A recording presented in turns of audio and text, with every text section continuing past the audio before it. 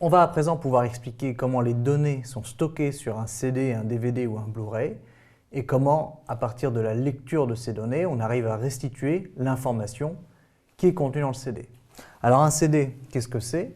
Eh bien, c'est un disque en polycarbonate avec une surface réfléchissante dans laquelle on a des creux et des plaines. Alors, si on arrivait à regarder de profil ce que l'on a dans un sillon du CD, eh bien, on verrait effectivement des creux et des plaines alternativement comme ça, de différentes longueurs. Et la façon dont on va lire l'information qui est contenue dans ce disque à mesure qu'il tourne, eh bien, c'est de diffracter un laser, comme ceci, à partir d'un émetteur. Et lorsque les ondes reviennent sur le récepteur, qui est combiné à l'émetteur, eh bien, on va mesurer la différence de marche entre les deux ondes. Grosso modo, on va déterminer si elles arrivent en phase et donc avec des interférences constructives ou en opposition de phase avec des interférences destructives. Et à partir de là, puisque constructive ou destructive, eh bien, ce sont simplement deux valeurs opposées, eh bien, on va pouvoir traduire ça en code binaire, puisque du code binaire, c'est 0 ou 1.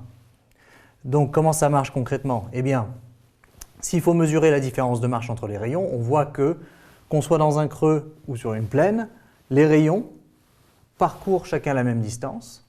Et donc, que l'on soit ici ou ici, eh bien, la différence de marche sera nulle. Et donc, dans les deux cas, on aura des interférences constructives au niveau du récepteur.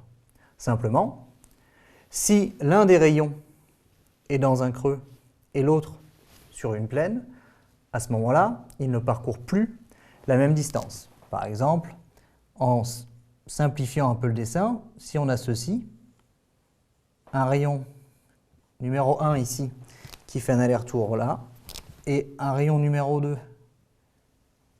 ici qui fait un aller-retour comme ceci, eh bien à ce moment-là, la différence de marche n'est pas nulle entre les deux rayons.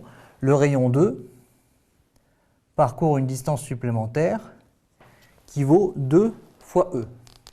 Alors souvenez-vous, dans ce cas de figure-là, on retrouve l'exemple qu'on en a fait juste avant. Et on dit que cet exemple est fondamental parce que si on choisit bien E, on peut faire en sorte qu'au niveau du capteur, les interférences soient toujours destructives. Et pour ça, il suffit de choisir E pour que delta phi, qui vaut 2pi fois 2E sur lambda, soit égal à pi, c'est-à-dire il suffit de prendre E est égal à lambda sur 4, où lambda est la longueur d'onde du laser utilisé. Si on a ça, eh bien à ce moment-là, à chaque fois que l'on passe d'une plaine à un creux ou d'un creux à une plaine, et que les deux rayons ne parcourent pas la même distance, eh bien on aura des interférences destructives au niveau du capteur. Ce qui veut dire qu'on peut coder une certaine valeur pour un passage de creux à plaine ou de plaine à creux, et coder une autre valeur quand on reste dans une plaine ou dans un creux. Alors la valeur codée, eh bien c'est 1 pour un changement. Donc à chaque fois qu'il y a un changement, ça code 1, comme ceci. Et le reste du temps, on code 0. Alors avec des creux et des plaines de différentes longueurs, eh bien on arrive à voir des nombres binaires de différentes longueurs et donc de différentes valeurs. Et c'est comme cela qu'on restitue l'information qui est stockée sur le CD. Alors une dernière remarque, c'est qu'on a dit que pour que ça fonctionne, il fallait diffracter le laser, pour avoir une tache de diffraction ici qui va se réfléchir sur la surface du disque. Eh bien souvenez-vous que dans le cas d'une diffraction par une fente mince, la largeur de la tache de diffraction, eh bien c'est 2D lambda sur A, ça c'est égal à L, la largeur de la tache de diffraction. Alors lambda ici est fixé, le laser à la longueur d'onde qu'il a. D, cette distance-là est fixée par le dispositif. La distance entre le récepteur et le CD ne varie pas avec le temps. Ce que l'on peut essayer de faire, c'est à la rigueur de changer A, mais A, on ne changera pas non plus, c'est la largeur de la fente. Donc pour un lecteur donné, la tâche a une taille donnée.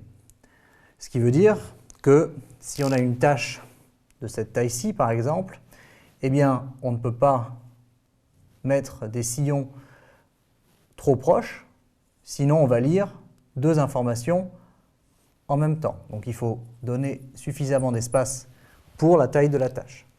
Si on arrive par contre à diminuer avec un autre lecteur la taille de la tâche, eh bien on pourra avoir à ce moment-là des pistes plus rapprochées et donc pour un disque de taille donnée, stocker plus d'informations que sur celui-ci. Donc le but d'un lecteur à un autre, ça va être de diminuer la taille de la tâche de diffraction. Et la seule chose que l'on peut vraiment varier pour que la tâche diminue en taille, eh bien c'est la longueur d'onde du laser qu'on utilise. Et c'est pour ça que d'un laser avec une longueur d'onde d'à peu près 750 nanomètres, donc un laser rouge, on avait 700 mégas de stockage sur un CD, puisque la tâche était assez grande et donc on pouvait moins resserrer les pistes. D'un CD, on est passé au DVD et ensuite encore au Blu-ray. Le Blu-ray, eh bien, c'est une longueur d'onde d'environ 400 nanomètres, ce qui correspond au bleu, d'où le nom Blu-ray. Et pour ça, on a une tâche de diffraction qui est plus petite, ce qui permet de resserrer les pistes sur le disque, et on passe de 700 mégas à 25 gigas. Donc tout est dans la taille de la tâche de diffraction quand il s'agit du stockage sur un CD. Là, c'est un CD, on passe au Blu-ray en diminuant la longueur d'onde. Alors, ce problème est un problème archi-classique qui tombe souvent en bac. L'avantage, c'est qu'il permet de mélanger de la diffraction avec du codage en binaire, des interférences, tout ce qui est débit d'un signal ou ce genre de choses, et la taille d'un CD quand il s'agit du stockage. Et donc, ce sont des choses à connaître parfaitement. Il faut connaître le fonctionnement d'un lecteur DVD, Blu-ray ou CD comme vous voulez. L'histoire ici d'une épaisseur fixée, lambda sur 4, pour toujours avoir des interférences destructives lorsque l'on passe d'une plaine à un creux ou d'un creux à une plaine. Et avoir en tête que la taille de la tâche de diffraction, c'est ce qui limite la quantité d'informations qui peut être stockée sur un CD.